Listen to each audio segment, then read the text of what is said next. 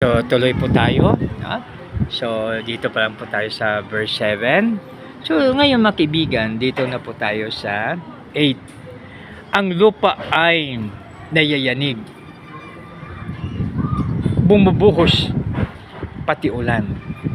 Ganito ang nangyari kapag ikay dumaratal. Maging ang bundok ng Sinai, niyanig din sa pagdating nang dumating na si Yahweh, itong Diyos ng Israel. So, dito makibigan, no? So, ito ay naranasan ng Israelites noon, no? Biro mo yung 10 Commandments sinulat sa mismong kamay ng Diyos sa magitan ng apoy, no? Tapos ilang araw na nag-aapoy ang Mount Sinai. So, ibig sabihin na most powerful ang ating Panginoon, no? Siya na makapagbigay ng maganong mga sinyales, ha? Kasi siyempre siya ang creator. Kaya napakaganda mga kaibigan pag ating alalahanin na si Lord ang ating creator. Sa itayong ang lupa ay nayayanig, bumubuhos pati ulan. Ganito ang mangyari kapag ikay dumaratal. Maging ang bundok na Sinai, niyanig din sa pagdating nang dumating na si Yahweh, itong Diyos ng Israel. 9. Dahil sa iyo yaong ilang masagana ay pumatak, lupain mong natuyo ay nananariwa at umunlad. Dito mga kaibigan, ang iyong abang lingkod ay isang farmer, no? So matyagang naghintay ng ulan. Subalit ngayon mga kaibigan ay nag-ani na po kami, no? Tapos ang hinihintay naman namin ay ulan. So maaring May. Kasi ang kwan mga kaibigan, ang lupa dapat maganda rin magpahinga, no? Halimbawa ay uulan sa May. Pag halimbawa ang lupa ay papuntahan muna yan ng kwan, ang mga baby o kaya yung pato, no? So lahat doon ng mga insekto kakainin ng pato at saka manok o kung ano pa man mga alaga natin. Yung mga kuol yan, baliwala sa bibi yan sa mga pato, no? So ngayon, tapos maiinitan. Tapos yan, siyempre yung mga damo-damo, bansa tuyong-tuyo, no? Tapos pagdating ng May, hinihintay na po namin yung ulan. Yan. Tapos sa tigang na lupa ay uulan. So sa sariwa na naman, yun ang first crop. So pagdating ng May, yun ang first crop. So kaya napakasaya yung mga farmers pag ano, no? Subalit mga kaibigan, tayo ang siyang nagtatanim. Subalit walang ibang pwedeng magpapalago po nito kundi ang ating Panginoon po lamang. Kaya sa ating pagpaparm, huwag po nating kalimutan ang ating Panginoon na siya ang giver o nangapangailangan natin na mga farmers, no? So di ba napakaganda pag yan po ang ating gagawin. So yan sa 10. At doon mo pinatira yung iyong malingkod.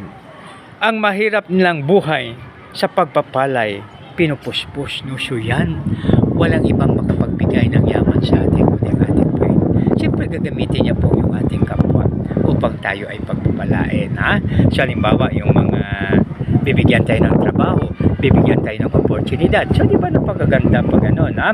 So sa 11 na po tayo. May utos na pinalabas na si Yahweh ang nagbigay. Ang nagdala ng balita ay babaeng karamihan. Dito sa 11 mga kaibigan, alam naman natin, so yung si Lord ay nag-usap yung babaeng Samaritana doon sa balon.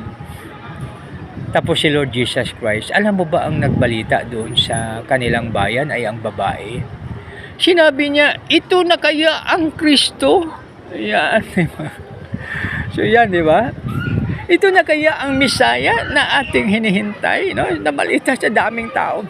Tapos ang mga babae, talagang magaling magbalita yan. No, di ba? Alam mo naman, di ba, sa isang barangay, pag ang babae ang magbalita, yan, lahat yan. Malalaman po ng lahat. Kasi, siyempre yun ang nature ng babae. Magaling sa balita. So sino ang mababae na biblical story na naging no? Naging tagapagbalita. So basta marami, no?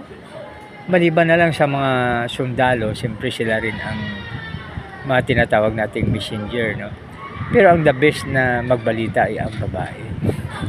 So sa mga Bible, di ba ganun? Babae ang nagkuhan, no? So dito yung kay Lord, yung sa cross si Lord, yung mga babae, no? Tapos sino yung nagbalita kay Pedro? Di ba mga babae? Mga babae ang una, di ba, yung linggo ng umaga, pupunta po sila sa libigan ni Lord. So nakita na sino nagbalita sa kanila na bukas sa mga alagad. Di ba ang mga babae, no? So yan ang role ng babae, tagapagbalita. So ngayon mga kaibigan, dito sa susunod, no? Dito na tayo sa 12. So verse 12 na po tayo. Ang balitang sinasabi ng dahil sa takot, mga hari hukbo nila'y tumatakas sa labanan. Kaya ang mababae na ang nagparti ng nasamsam. So yan, no? So talagang yun ang role ng mababae. Para silang kalapati nararamtan noong pilak. Parang gintong kumikinang kapag gumalaw yaong pakpak. Bakit mayroong sa kulungan ng tupa nagpasadlak? Mga haring nagsitakas pagsapit ng bundok Salmon. Ang yelo ay pinapatak ni Yahweh sa dakong yaon. So grabe, no? O kay laki ni yung bundok. Yung bundok nitong Basan. Ito'y bundok na kay raming taluktok na tinaglay. Sa taluktok mong mataas, bakit kinukutya? Wari, yung bundok na maliit ng Diyos ang pumili. Doon siya'y mananahan upang doon mamalagi. 17 po. Ang kasama'y libo-libong matitibay na sasakyan. Galing Sinai si Yahweh ay darating sa dakong banal. At sa dakong matataas, doon siya'y nagpupunta. Umaahon siya roon, magbihag ang kasama. Kaloob bang nagbubuhat sa tauhang nag-aalsa, tumanggap ng Panginoong Yahweh na doon na tumira. Purihin ang Panginoon, ang Diyos nating nagliligtas. Dinadala araw-araw ang pasanin nating hawak.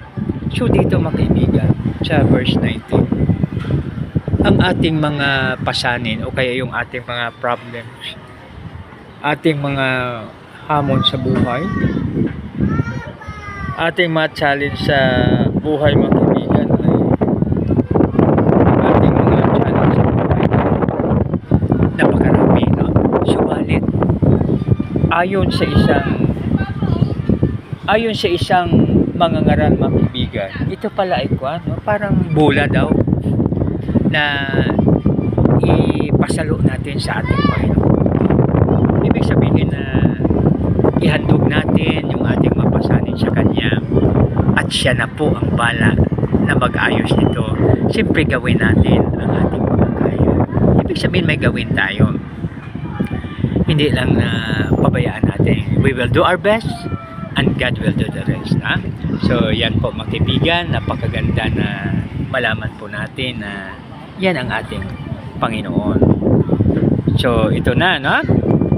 So tuloy na pa tayo. So dito sa dakong mataas, doon siya nagpunta. Umahon siya roon, mga bihag ang kasama. Kaloob ng bubuhat sa tauhang nag-aalsa. Tinatanggap ng Panginoon Yahweh na doon tumira. So So dito tayo sa 19. Purihin ang Panginoon, ang Diyos nating nagliligtas. Dinadala araw-araw ang pasanin nating hawak. No? So, anumang problema natin, huwag tayo mag-worry. Kasi si Lord ang siyang tutulong sa atin. Ang ating Diyos ay isang Diyos na ang gawa ay magligtas. Si Yahweh ang Panginoon, Panginoon nating lahat. Sa bingit ng kamatayay, hinahango tayo agad. No? So, dito sa A, ang ating Diyos ay isang Diyos na ang gawa ay magligtas. No? Kaya, si Yahweh ang Panginoon. Kaya makibigan, ano man ang pagsubok natin, ano mang challenge, no need to worry. Iligtas tayo ni Lord. No? Kaya ano man sinusuong natin, huwag tayong ma-stress, huwag tayong ma-depress. No? Dahil si Lord ang siyang tutulong sa atin. Walang problema, anumang laki ng problema, may solusyon ng Diyos. Anumang taas ng bundok, pwedeng ilipat ni Lord. Anuman kadilim ang storm ay pwedeng pakalmahin ni Lord. Anumang lakas ng storm, anumang lalim ng kalungkutan,